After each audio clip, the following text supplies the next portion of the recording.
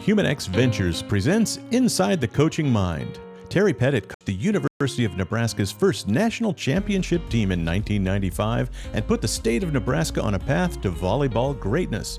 Now, Terry mentors coaches, writes books, and gives talks about leadership and team building to corporate and business audiences. Here's Coach Pettit to take us inside the coaching mind. Thank you, David Young, and thank you, Brad Black and Humanex Ventures, an organization that recruits, develops, and mentors extraordinary talent. And I'm sure Humanex would be pleased with our guest today because that's exactly what Billy Glisan and PowerCore 360 do. Before Billy, before you give your background and everything, I want to jump right in with a story. 4 years ago, I traveled with Northern Colorado Volleyball on their summer trip because one of their assistant coaches was having a baby. And there was a freshman on the team, Zoe Gibbs from Niwot, Colorado. Zoe is just about 6 foot tall. She was a walk-on, had a really good high school career, I think over 500 kills.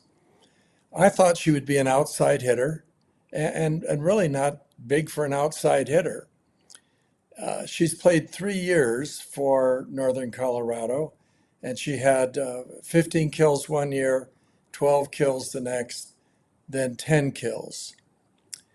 Right now, she has 70 kills, and she's leading the team with a 383 hitting percentage at the middle blocker position. And I think, Billy, that you are directly responsible for what has happened to Billy, that and her maturity and her commitment and a wonderful coaching staff.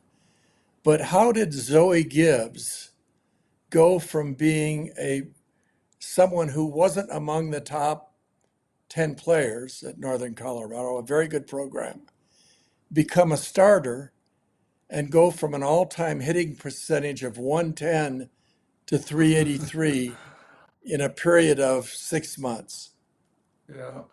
Well, first and foremost, I appreciate you giving me the credit you did, but I think it really belongs on her shoulders. Working with athletes, to me, the most important thing that's there is their intention, their desire, their why, right? So, first and foremost, Zoe should get the credit because she showed up, she did the work. I think what we did is we worked with the UNC coaches last spring. We worked with Zoe and 6 other of their hitters, and we taught the coaches how to basically improve arm speed by rotating, improving mechanics, improving core strength, and hopefully some mindset. But Zoe gets first and foremost the credit because she has a strong why. She wants to get better. She's hungry. She did the work, and guess what? You do the right work, and you get good results from that. Several years ago, I would guess 30 years ago, I read a book called See and Feel the Inside, Move the Outside Yep. by Mike Hebron. Yep. And I picked it up because Hebron was an exceptional golf coach. But there was a chapter in there how the move applied to every sport, the move being the core, the hips moving first, followed by the shoulder, the elbow, the wrist. And this applies to almost every American sport, any sport with a ball, basketball, football, lacrosse, golf. So talk about arm speed, how someone develops it, and is there a point at which it no longer can significantly improve? Yeah, let's start off with the process. First and foremost, it's mechanics, right? It's teaching the body how to rotate. So many athletes in so many sports, they grow up, and in this day and age, I'm a strength conditioning coach. Quick sidebar, we take athletes in the gym and we teach them how to flex and extend, and we're not teaching them how to rotate. And probably 20 years ago, when I started training athletes, rotational athletes, athletes that turn to hit, throw, kick, or punch, they don't have a turn, but yet they're playing and performing rotational sports movements, hitting, striking, kicking, throwing, whatever the case is. So step one is helping athletes understand the feel for how do you actually turn. It's also a challenge then when you're working with a collegiate program or club program or any sports program where there's coaches involved, because they have to see it, they have to buy in. So it's also helping them understand mechanically when you turn the body, what's the benefit? As you know, in volleyball, young volleyball athletes, especially the females in this country, they just swing their arm at it. And when we call it arm speed, and you and I have done a video where you talked about the biggest predictor of success in volleyball is arm speed. Well, when people hear that, they get focused on just moving their arm. The reality is that's one way to do it. In my opinion, it's not the best way to do it. You don't maximize power, you increase the risk for shoulder and arm injuries. But step one is just teaching them the mechanics, getting everybody bought into, guess what? If you'll turn the body in very specific ways, you get to do what we call kind of in biomechanics or kinesiology terms, summation of forces, right? You get to add the forces you could create to create arm speed from your legs, from your hips, your butt, your core, your arm, your chest, and your shoulder, right? All those get added together. And if it's done in any sport, but specifically for volleyball here, there's a mechanical sequence, a movement sequence of the body as they're turning that we want to have happen. And most athletes, and I would tell you when we started with the 7 hitters last spring at UNC, their starting outside hitter was the only one that had any body rotation. Everybody else was all arm, just like the same thing I see every day with 13-year-olds, right? Playing club volleyball. No rotation. So step one, Terry, is teaching them how to rotate and then doing it in a way where they can get some quick success. I'm talking about in a few minutes. And the first day, we use a radar gun. And the first day we actually worked at UNC via Zoom, I'm training the coaches are training the kids, but I'm watching this process. They're using our equipment. We saw big jumps that day and every athlete was there. And so you have to have a process that one is quick, there's buy-in, and there's some immediate results because we're in this kind of Amazon Prime state that we're in where we can order something in 2 or 3 hours. On Amazon Prime, and maybe have it in 2 or 3 hours in the middle of the night. So it's gotta be sound, it's gotta work. And even though sometimes a lot of the coaches and athletes don't understand the mechanics or the biomechanics or the strength conditioning, we have to be able to do something, have a methodology where they get some quick results and they get some buy-in. Otherwise, they're down the road, they're trying something else. So step one is just that understanding of mechanics. Step two is when we use our equipment, our process, our methodology is it's an integrated approach. The USA collegiate system, right, in every sport is very, it's not integrated, right? It's very divided in terms of you go see the strength conditioning coach and you go in the weight room and you do strength and conditioning exercises there. You go on the court and you work with your skills coach and they teach you how to, in this case, hit, right? If you have pain in your shoulder, pain in your back, you go to the athletic trainer, so on and so forth. But what happens in sports is when you go on the court to play, all those things need to be there right now. That's the approach that we've taken and we evolved probably over 20 years ago, where we're trying to integrate strength and conditioning with mechanics, with performance, with injury prevention, all in one. So the athlete, because that's what happens in the sport, right? On the court, in this case, volleyball, it's all got to be there now. So that's what we've tried to do with our equipment and with our methods, training methodologies. We're working on mechanics where we're working on strength, we're working on turning the body, hitting, jumping, landing, and doing it in a way that we don't tear up the shoulder, the back, or the knee when they land in the same time. So I hope that makes sense. Well, I cut the last couple innings of a Major League Baseball game last night. And when you see every batter swing, that belt buckle is pointed toward the pitcher, as they're swinging. They've rotated, they've cleared their hips. The same is true in golf. If you watch Scotty Scheffler hit, his hips, he doesn't have early extension. He's cleared the hips, and Yep. it almost to him it feels effortless. Um, so the question is, from your experience, what percentage of club high school coaches understand how to teach this? Yeah, very few. And probably honestly, not just in volleyball, but you could take the rotational sports, baseball, hockey, lacrosse, throwing a football, track and field throwing events. Track and field coaches probably have the best understanding that it's about rotation, using the feet, using the ground, using the core. But to answer your question specifically, a very small percentage do. They don't understand the mechanics. They don't understand the strength conditioning. Um, Short answer, period. That what correct me if I'm right or wrong about this, but when we had unstructured play, I learned to throw from my father. My father was a baseball player. So very early on in first grade, we were out throwing and he was showing me the mechanics of throwing. And then all summer long went and played with older kids and they knew how to throw. We don't have that process today. I don't know that we ever had it in volleyball. There's never been pickup games for elementary kids in volleyball. Um, uh, we've had other guests on here that have tried to, Mike Malaska, when he was in San Diego. Mike Malaska is maybe the best teacher of golf mechanics in the country. Tried to get the San Diego County School System to teach throwing and catching in elementary school. That's not happening. Coaches recognize the best college coaches recognize the value in it. I watched a Pitt play the other night, and Olivia Babcock and another player on Pitt's team. It's like knocking over bowling pins. She's serving the ball so hard. You can only serve a float serve at 40 miles an hour and still keep it in the court. But if you're hitting a topspin serve and you're contacting the ball at close to 10 feet high, you can strike it much harder and it's much more difficult to receive. And Dan basically changed that, Dan Fisher changed Pitt volleyball by not being concerned with size initially. He only recruited the best arms.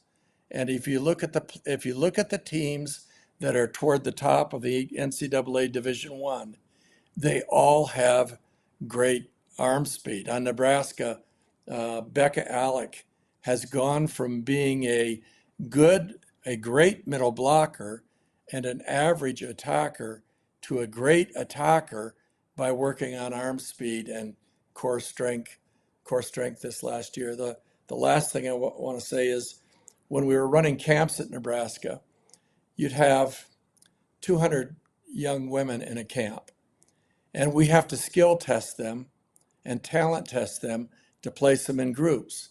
So there would be shuttle runs. We'd have a skill test where they bump and set a volleyball.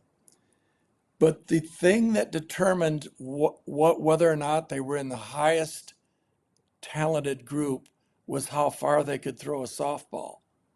So we recognized pretty early on, no matter how talented somebody was, we were not going to recruit them if they already didn't know how to throw, if they didn't have a throwing motion. Well, you went to undergraduate at Northern Colorado, your graduate degrees from Colorado State.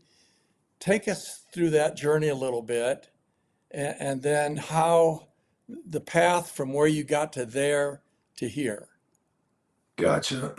I think it definitely starts at UNC. And pardon me, my undergrad was in physical education, and UNC had a great teaching program, taught you how to teach. And really, what it taught me how to do was a couple of things that are really important. Number one, and I started this journey really in golf, right? Because I was trying to become a better golfer and didn't play any rotational sports, baseball, golf growing up. I was a basketball player, so I could jump, I was fast, I could change direction, but I didn't rotate, I didn't have good eye-hand coordination, and I didn't know how to turn my body yet.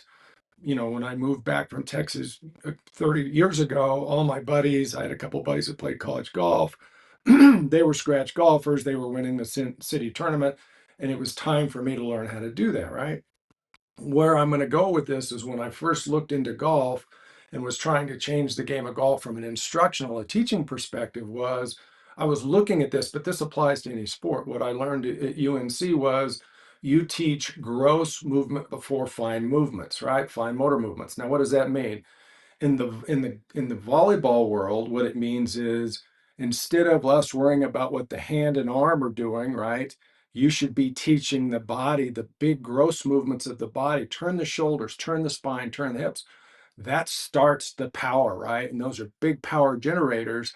And the turn of that then in impacts in a positive way or negative way if you don't turn them, what your arm does, right? If you want to create power from the volleyball swing or in a golf swing or in baseball or any other rotational sport, you focus on the big movements first. And that's what I was seeing in golf was we're going in and we're worried so much about the grip and this and that, and they're all important, but things were being taught out of order. And probably one of the biggest things in terms of my MO is, I'm really good at looking at a sport, breaking it down, and teaching you how to train it. But a lot of it comes from the foundation at UNC in terms of physical education.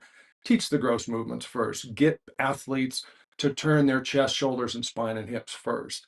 I did a search on ChatGPT the other day, and I asked for golf because, as you know, we're both kind of sickos with golf. We love to play golf. I'm constantly trying to get better at it. And I asked in terms of the top fulcrums, the top areas of movement, the top areas in terms of priority. I asked ChatGPT to prioritize from number one to number, whatever the lowest number was. What's the most important joint to turn first? What's second? What's third? And I have my biases. And guess what? I was lucky. I figured out in time and experience the same thing it came up with. The number one area that you've got to learn to turn around as a rotational sport athlete, volleyball, golf, baseball, you name it, is your spine. You have to be able to maintain and you have to turn your spine, turn it fast, but you start with your spine. And then the next two areas of priority are your hips. Then your hips have to turn consistently and with power and force. Number three is shoulder. If you take that whole bit of information into the volleyball swing, that's what we do. That's our methodology. We teach hitters, a right-handed hitter, right, to turn and open their chest to the right sideline when they go up in the air and they open up. We want them to open their shoulders. That stretches the abdominal muscles. That instead of just using your arm, it stretches the core, it gets the spine engaged and the muscles around the spine, and then all the way these muscles down into the hips. Number two, then, is we teach the athletes to close their hips, take their belly button, as you're talking about here, and turn their belly button from right antenna to left antenna. This is for a right-handed hitter, right? Those are the first two things we teach them to do. Notice I haven't said anything about the arm and shoulder yet. If you do those two things, if you open up to the right side, right sideline with your chest and shoulders, close your hips to the left, and you do that fast, your arm's coming through, unless your arm falls off, right? It's creating whip. And so you're going to create arm speed. That's what we did day one with the UNC hitters. It's what we do with every athlete we work with is get the core, get the shoulders and spine opening first, a counter movement in other people's terminology, turn the hips the opposite direction, and then allow the athlete to feel that. That's why we saw with the radar guns the first day on UNC, we saw kids going up 4 and 5, 6 miles an hour in the first hour, in the first 20 minutes. Now we use our equipment to turn on the muscles and give them the feel, which is the next part of your question. UNC, the second thing I learned was how do people learn? How do athletes learn? But it's really people generalize. How do they learn? And how do they learn movements, right? I'm into sports and I want to teach sports movements, very specifically rotational sport movements. The whole world is we talk, right? We grew up and we learn and teachers lecture to us and talk to us. But so many people think that telling is teaching. It's not. Telling is a form of communication. But there's three styles of learning that people learn from. And once again, we're going to talk about movements. Number one certainly is auditory hearing, right? And so right now, your audience here, we're listening and we're hearing. But it's not the best way to teach a movement. The best way to teach a movement are two other learning styles. Number one is visual, right? So for us, when we run a clinic on power hitting or we're working with an athlete, we show them very briefly, very quickly, a 3-second video. It's not even, it's a 1-second video, and we will let them watch that. So visually, their brain is starting to see what it is we want them to learn to do. Then, in my opinion, the best athletes they're kinetic kinesthetic learners, right? They move, they feel proper movements and improper movements. Both are part of the learning process. So the two things I learned at UNC was gross movements before fine, big movements first. And then number two, if you want to teach in an accelerated way, and once again, it's really fitting for this day and age we're in, and we got to have results right away. So the coach will buy in, the athlete will buy in, and we can move forward and actually train now for a period of weeks. So we take visual feedback, visual stimulation for the athlete. We let them see the video, right, very quickly. And then we want them to feel how and when are they moving their chest and shoulders, because they don't know how to do that. You can tell an athlete all day long, hey, open your shoulders. They shake their head to you, right? And then they go back on the court and do the same thing because they don't know how to do it. We move them. We physically, in our clinics, we walk up, we put our hands on the athlete's shoulders, and we open their shoulders. We put our hands on their hips and pelvis, and we close their hips. And then we put the equipment on, and we put resistance bands on, and we strengthen the muscles responsible for opening the chest, closing the hips. And that's how we combine kind of mechanics with strength and conditioning. And that's the journey from UNC, and that's really the foundation for my career, is taking those things, going into Colorado State and exercise science, learning high level sports science principles, sports science training principles, probably the most important of which in the strength and conditioning world is called the stretch shortening cycle. It's also in physiology books referred to as the myotatic reflex. It's real, right? And it's an advanced training technique we use, that when the athlete opens, the volleyball athlete turns their chest to the right sideline and then rapidly turns their belly button, their hips, if you would, from right antenna to left antenna, that creates this rapid stretch, or what's called a stretch shortening cycle, in the abdominal muscles and the back muscles, right, between your pelvis and your rib cage. And what happens is the nervous system, without any conscious thought, it shortens and contracts those muscles between your pelvis and rib cage. It pulls the it pulls the rib cage through from right to left. That whips the arm through, and immediately the athlete will increase their rotational power, their arm speed. And if they got their eyes on the ball and make decent contact with the ball's coming through immediately faster. You'll see it, you'll measure it, you'll hear it with your ears, right? Hearing the pop on the ball created by the hand. That in Colorado State is what I learned a lot of sports science and nutrition and biochemistry related to all that. But from a sports performance perspective, if you can get and create that stretch shortening cycle in a couple of areas, number one, in your abdominal muscles and core, but then the same thing's happening. We teach a very specific sequence. If we get the arm down below the shoulder and we open up chest right, or the chest to the right sideline, and we bring the arm down under the shoulder, then the muscle in front of the right, called the pectoralis majors, it's a chest muscle here. It's the biggest muscle you have in your chest, which doesn't typically get loaded when an athlete takes their arm up over their head. But that's what professional pitchers do. That's what quarterbacks do. It's what every other rotational sport athlete in the world does, is they also get their pectoralis major on their right shoulder, if they're a right-handed athlete, to also get a stretch shortening cycle. And there's actually numerous stretch shortening cycles that are happening from the hips across the core into the shoulder when you teach really sound, biomechanically sound rotational mechanics. And then if you add the strength and conditioning to those muscles, not an flexion extension pattern from doing squats and RDLs and all the quote, the big lifts, those are general lifts, but now we're talking about rotation again. And that's the journey that Colorado State took me down, is teaching me the science and more advanced exercises. And then the last thing I'll say is the next part of this is then I went and worked with the largest spine rehab center in the nation. I was hired by the two orthopedic surgeons that owned it. I became the national director of training, and I was the first exercise physiologist they had. And it was a great learning experience because I got to learn from orthopedic surgeons, docs, physical therapists, occupational therapists, chiropractors. I took my expertise I had, and I was able then to learn a lot about how do you rehab initially a spine, a back, right, which is a lot of core training and mobility and stability and other things.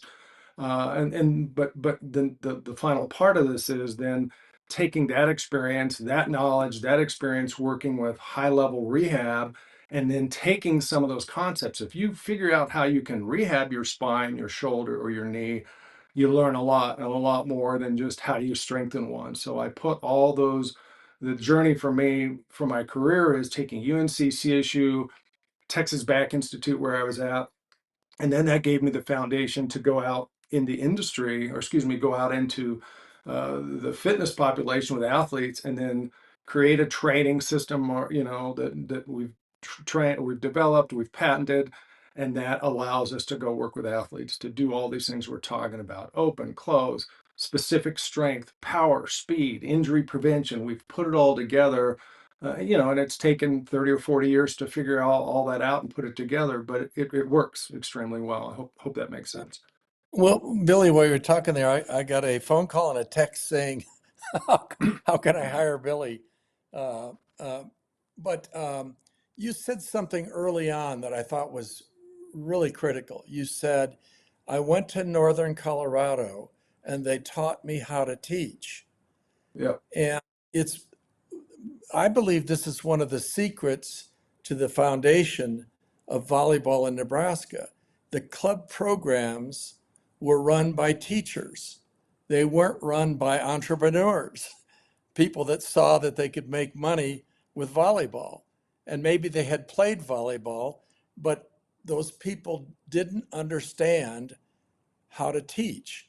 And one of the things that you've referred to several times here is that feeling it has to be part of the process of learning it. David Cook, who's a good friend and for a long time was one of the best mindset teachers to professional tour players, used to say, see it, feel it, trust it. Before you had to hit the ball, you had to feel it. And Mike Hebron was see and feel the inside, move the outside. So I think you've identified maybe one of the most important flaws in teaching and coaching, and that is presenting information as a lecture and not providing a way for the learner to feel the correct movement. And it initially it's going to be something they've never felt before. Or maybe they felt it in one area of their life and haven't felt it in other. I went to a high school volleyball practice the other day and I saw three or four of the younger players go up to the service line and their hips were straight ahead. Where, we taught our players when we used to serve on the floor to get those hips at a 45-degree angle Yeah. so that as you rotated and struck the ball, the hips, the shoulder, everything would rotate. And you had considerably more power because you could see big, strong athletes who couldn't serve the ball over the net because there was no rotation. And the other thing that happens in a lot of these club programs and maybe in a high school team, the the least experienced person is teaching the youngest kids, the kids that should be learning how to throw and catch. So the most experienced coaches are teaching the 16, 17, 18-year-olds in a camp, or they're teaching the black squad on a club team. But what's happening at the lower levels, those kids aren't getting the level of teaching that that they deserve. The process that you walked us through. I know you've worked with professional baseball players. So if you're working with a professional, somebody that's an all-star in the Major League Baseball, how do you approach it when he asks you to come help him create more bat speed? What's the first thing you do? For us, and I learned this, Blake Doyle was the hitting coach for the Rockies. Blake and his brother Denny and Brian, they all played Major League Baseball. And long story made short, when we worked with the Rockies and worked with Blake Doyle and he taught me one of the things. I went to Salt River with the Rockies and was there at spring training a few years back when he was with the Rockies. And I asked him one day, like, because I was watching, and I could see flaws. I was there the first day that they started spring training, and then Steve Foster was the pitching coach for the Rockies at the time. And they both told me it's like you can't really approach a pro until they're ready to be approached, right? Like they would say to Blake, hey Blake, what do you think of this? And Blake might have already seen it was a mechanical flaw or something need to be addressed. But step one with that pro, especially an all-star level, is you better wait till they come to you, or you're not probably going to have much success. So to me, it depends on the age of the athlete. Is if you're working with a professional athlete, they have to have a reason why too. They need to understand that they could get better. or that they need to get better, or something hurts. There needs to be some motivation for them to want to ask for help. To me, that's step one. Yeah, I would say the same thing. I'll watch a volleyball match on TV and I'll see a move that's inefficient. And sometimes I make the mistake of sending the coach an email. Uh, Right. and they may not want to hear it because they think what they're doing is, they think they've got it wired, or that this kid can't do something different, or um, but there's a there's an advantage in being the outsider, because when the outsider walks in the gym, you see things.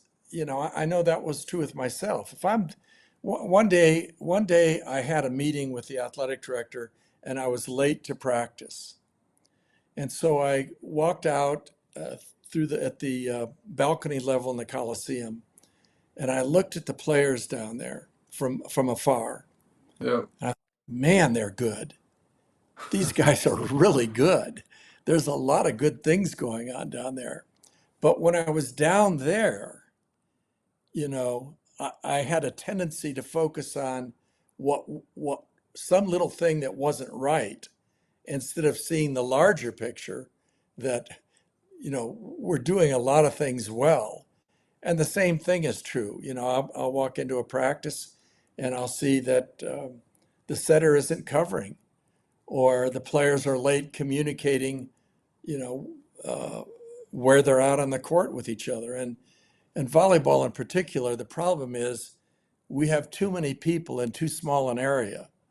So if you aren't just constantly talking, you're either running into each other, or there's a big black hole in the middle of the court that nobody's playing the ball. And I'm sure you see that. You can walk in. I you know I feel I can walk in a court and within 15 seconds watch an athlete and tell you what's happening and what isn't happening. And I'm sure that's the case with Yeah. you in particular, with arm speed. So Yeah. I know you've worked with Northern Colorado. I know that I've recommended you to Creighton and Nebraska and others. But back to the question about neurologically, if you came to me or I came to you and said, Billy, I want to throw the ball with my left arm. I want to throw the ball 60 miles an hour with my left arm, and I'm willing to do everything, you know, at 79 years of age. Uh, when did that window pass that Yeah. I'm going to be able? That's a great question, and my response to that is long ago, like decades ago. I mean, if you want to talk about how do you make an athlete, how do you optimize them, right? Well, how do you make them the best version of themselves in terms of power, arm speed? You better start young, right? And this is a dilemma. And when I say young, I'm going to say it this way: the nervous system in the brain is what tells the muscles what to do. We're all wired. If we have a normal, healthy nervous system, right? Our nerves, our brain, then we're all wired kind of the same way, right? We all have the same wiring from the brain to the muscles. But what happens when we train people, right, is that if we only train them to do certain things, or if we don't train them at all or train them to do the wrong things, those are the movements that get developed. What we want to do with the nervous system is, with a young athlete, is while it's still plastic, right? We talk about the nervous system or the brain being plastic. It's not really plastic, but it's the concept of you can shape it and mold it. When that athlete's 7, 8, 9, 10 years of age, that's when you do want them out there, not necessarily doing an arm speed program, but we want them throwing, and we want them learning how to step, to weight shift, to transfer weight, whatever term you want to use, how to open their chest, close their hips, throw, and have some fun doing it, to create those patterns and in a fun way. And Terry, you and me both did that. I grew up the same thing. In the summers, we were I grew up in Fort Collins, and one of the families there had a big, it seemed like it was huge backyard. They had a trampoline, and we would play numerous sports per night. We're throwing the frisbees, we're throwing footballs. we're jumping on the trampoline, we're doing flips, we're doing all the stuff where we're moving constantly. And so the brain is learning how to coordinate all these movements, right? It's teaching the brain and nervous system because the brain and nervous system tell the muscles what to do. And so we were doing all these movements. Well, as you said earlier, that's a long gone thing, right? The athletes these days are, I don't know what they're doing, but they're certainly not out there doing that stuff. So now we have to actually train them to do that. So, in a practical sense, one of the things I would tell a young parent to do is to go out in the yard, and we tell them this at the clinics all the time, just go out and throw with your kid, right? We're not worried about arm speed right now. Go out and learn how to throw so the kid can naturally, especially if they're watching, there's the visual training once again, the visual stimulation. If they've got an older brother or an older sister that knows how to throw a ball and they can model, they'll see within 3 milliseconds what they're trying to do if they model, right? That's what happens.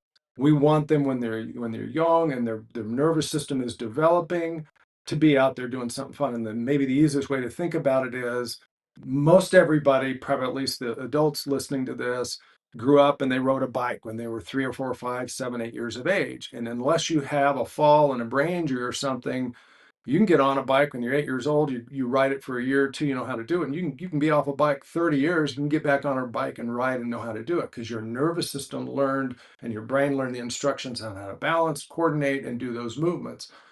The problem with sports training is there are speed development windows, and most of those windows for boys and girls by the time they're 13 are closed. If we don't do some speed training for their nervous system, this could be kicking a ball, jumping for vertical jump, throwing a ball with arm speed, hitting a tennis ball, hitting a golf ball. If you don't address speed from the nervous system by the time the athlete's 13, you've missed the windows. It doesn't mean they won't ever get better and can't become a good golfer, a good tennis player, but you're never going to maximize arm speed, bat speed, club head speed, foot speed, vertical jump power. You've missed those windows. So the short answer is, man, you need to do this while they're young. And and so there's a balance there. Do it while they're young enough and have some fun while they're 8 and 9. And they're not out doing a vertical jump program. You don't have them in the weight room when they're 8 years of age. They're not doing an arm speed program when they're 8. But I can tell you by the time they're 12 and 13, the last two of those windows are starting to close. You better be doing it then. From a Yeah. practical perspective, when we run our clinics, we're targeting volleyball athletes, predominantly females, well, and males, they're welcome, but predominantly females, 13s and 14s is what we're trying to get in there because one, the nervous system's still plastic. We can make changes. Two, they still want to learn. They'll actually still listen because, in my opinion, by the time they get to be 16, their mind is closing. They don't want to work that hard. They don't want to learn something new. It may not be that important to them unless they've had an injury and they're super hungry, like Zoe, right? She's probably an exception she was super hungry as a collegiate athlete, still wanting to learn, still wanting to play, get playing time. So anyway, I know I'm drifting off from where you wanted, but you better do it No, young. no, that's Yeah, that's yeah, all good stuff. yeah. I think I learned a little bit more about it with Karen Dahlgren. Karen walked on at Nebraska, could not serve the ball over the net. So she had very little arm speed, tremendous footwork, and went over to Europe, saw the slide. Tisha Delaney was our setter. They ran the slide. It was like having a machine gun and everybody else had slingshots. Um, but the slide promotes rotation because the slide hitter was running parallel to the net, took off, jumped, and turned. And so she created arm speed. And, if it hadn't been for that, she would have been a very good player, very good blocker, but probably just a very average hitter. But she went from that to National Player of the Year because of rotation. And I'm going to ask you a question I don't know the answer to. So somebody's sitting there in the middle of Nebraska or Colorado, a parent. Um, I mean, do you have a program for a parent to start working with their kid, or are there YouTube programs, or maybe I'm a club coach and I don't have access to, I can't see Billy Glisan personally. What do they do? Yeah, we actually built out an arm speed program. We haven't made it public yet. It actually, you can buy it from us. It's a whole $39 per month. And there's actually two versions of it. I'm gonna answer your question. The short answer is yes, we've got an arm speed program. It's on a digital program off of our website. We haven't started to promote it yet, and it's the same thing we taught the UNC coaches and UNC hitters to do this year. We ran probably almost 2,000 kids through clinics, power hitting clinics this summer. They get free access to that for 8 weeks, for 2 months. It's a 2 month program. We give them free access to that when they go to our power hitting clinics. So those are things they can do. And this, in the probably in the next 4 to 5 weeks, it will be public off our published off our website, right? Where there's really two options. There's a $39 per month program, and then the truth is, then you have to buy our training system at $400. And that's for the motivated athlete. It's the same program. We have age breakouts for a 10 to 12-year-old, a 13 to 14-year-old, a 15 to 18, and then college pro level. I built the programs using our equipment, using weighted balls, throwing, hitting, doing approaches. It's all volleyball specific. That's there. That's for the athlete, the coach, the program, the college, the university, the club, or the parent that's really trying to make their kid better, right? The programs that are really willing to do the work. There's also a version that's going to be $19 a month, might even be $9 a month. There's no equipment required except like a tennis ball, a volleyball, and we're teaching throwing, but it's a scaled down, twice a week, 10-minute, 15-minute program. It's not the best program, but it's there for maybe people that it's affordable. Maybe they're not really sure if their athlete's going to do this. They don't want to spend the 39 plus the $400 for the training system.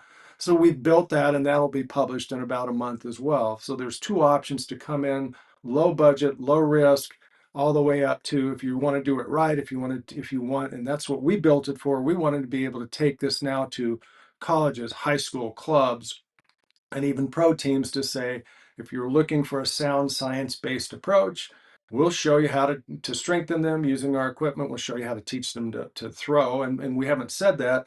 There are people out there for a long time saying, well, just teach them how to throw. Great. But then we watch them and they don't really know how to teach them to throw. The throwing mechanics aren't good. So, that's what we teach, working with professional pitchers, college pitchers. I've spent a lot of time on the baseball side learning the mechanics there. We want them not just to learn to throw, but as an athlete gets serious about this and they're 13, 14 or older, how about we learn to throw with good biomechanics, right? So we can maximize power, speed, arm speed, and minimize the risk for shoulder, back, and even knees, ACL injuries when they land. So does that make Well, sense? well, you ran these clinics through the summer, 2,000 kids, but what Yes. about in the fall? Are you doing anything in the fall? Yes, we've actually got there's 3 or 4 clinics we've already got set up. Those are filling up. Those are in the fall. Those are already published on our off our website, and then we Where are start they, again Billy? next year. They're across the country. So I want to say right now we've got one, and I'm not looking at it. I want to say we've got Detroit, Phoenix. I can't remember without looking, but I know Detroit and Phoenix are on there, and a couple of others this fall. There's probably 3 or 4 other clinics this fall. Most of them we run in June and July because that's when the athletes are available, right? They're not in high school. They probably, some of them are still in club, but there's only so many weeks and months and weekends we have available throughout the year. Otherwise, we'd run them 365, right? We'd run them 12 months out of the year. Yeah. Why aren't you doing it in Lincoln or Omaha, Nebraska? We did. We ran one in Omaha this last summer. We ran the last 2 Julys we've been in Omaha. Oh, okay. How many people in your organization? We have probably close to 20 coaches now. We have 3 or 4 full-time people that work with us, and then we hire coaches and we train coaches. And when we say train them, they have to learn to teach the way we want to teach, right? We're back to that. You got to learn how to actually teach and learn to teach movements. You got to learn how to use our equipment. So we basically have a protocol that we've developed and say, if you're going to come work with us and be one of our coaches, we're going to fly you in. We fly in good teachers, good coaches. Some of them were teachers, still are teachers. Some of them were good players. Some of them are just business people, but they all want to make the athletes better, and they're willing to check their ego at the door and come learn how to train using our equipment, using our training process. And so that's how we go at it. How about a program for old golfers? Yeah, I mean, actually, it's interesting that I was running 3 or 4 years ago a baseball master class, a golf master class, the volleyball stuff. Then we decided let's just focus on volleyball for a while. And guess what? We've done that, and we're getting ready to come back out of just the volleyball sports vertical, and we're going to go back into core training, very specific core training, where we can teach people, seniors that want that are or people in fitness don't have to be a senior, but people that are wanting a more integrated approach so they can turn their spine, turn their hips without pain, without shoulder pain, hip pain, back pain. We're not about training your core to make you look better for beach muscles.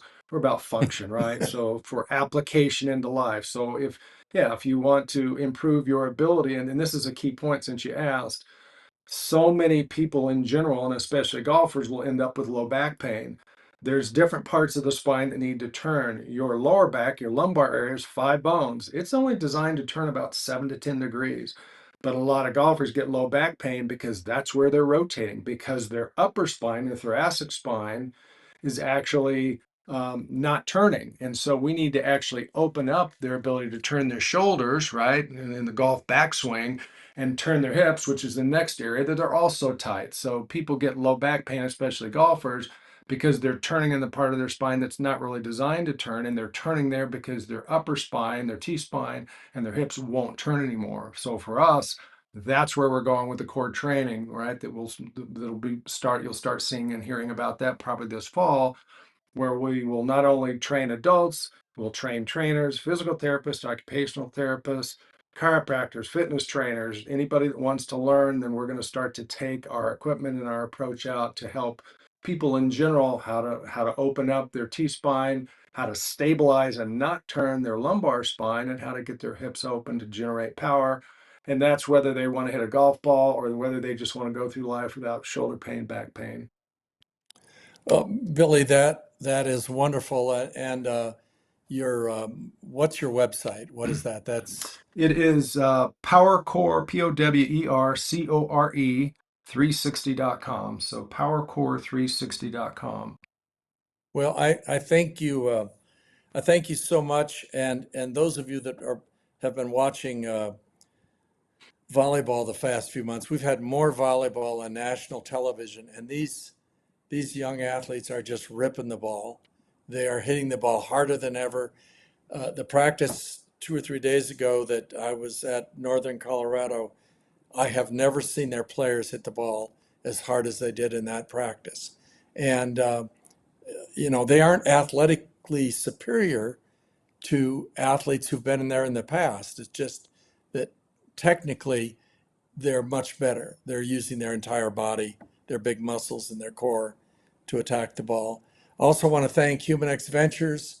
Without Humanex and Brad Black, we couldn't have people like Billy Glisan on, and I hope you can join us next time. We'll see you then. Thank you. Inside the Coaching Mind is presented by Humanex Ventures and is pleased to be a part of the Learfield Varsity Podcast Network. If you're on Facebook, look for the Inside the Coaching Mind group and join a vibrant discussion of volleyball and leadership. TerryPettit.com is where you'll find Terry's books, writings, and downloads, as well as subscription links for all your podcast apps.